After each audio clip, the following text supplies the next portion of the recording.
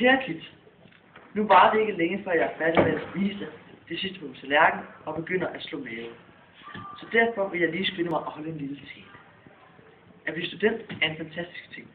Du er færdig med gymnasiet, og du kan nu så småt begynde at forme dit liv i dine egne hænder. At færdiggøre sin gymnasieuddannelse er en meget speciel begivenhed, fordi du, Kit, selv har været fuldt ansvarlig for det. I dag kan vi både kigge frem og tilbage på din indtil nu begivenhedsrige karriere. Du er, som vi alle ved, 20 år, og du er snart til New York for at bo i et år.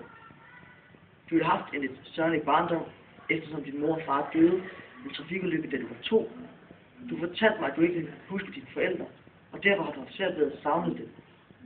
Da dine forældre døde, adopterede Gitte og jeg med dig, så du ikke skulle bo hos nogle ukendte mennesker. Vi har jo ikke selv fået børn endnu, og derfor har du aldrig haft en bror eller en søster, som du kunne støtte dig op ved.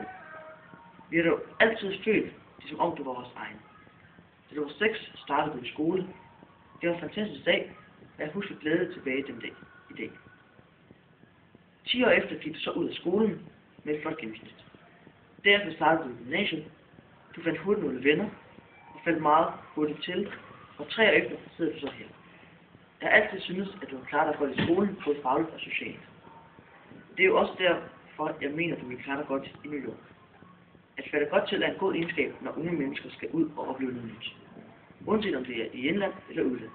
Du skal til New York, og jeg er selv meget stor tilhænger af, at unge mennesker tager ud i den globale verden for at opleve andre kulturer og lære at begå sig på andre måder end den danske.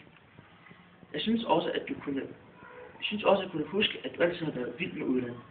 Vi altid skulle på tur til andre steder i verden, når vi skulle på ferie, og det er også derfor, du har valgt en international linje, hvor du også har været andre steder i verden.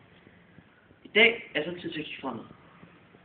Nu er du et år, når du om et år er tilbage i Danmark, så er det jo tid til at afslutte din uddannelse. Du har fortalt mig, at du stadig ikke er helt sikker på, hvad du skal være, men det skal handle om noget med den globale verden. Er du sikker på, at du vil klare det godt? Tillykke og god tur. Skål.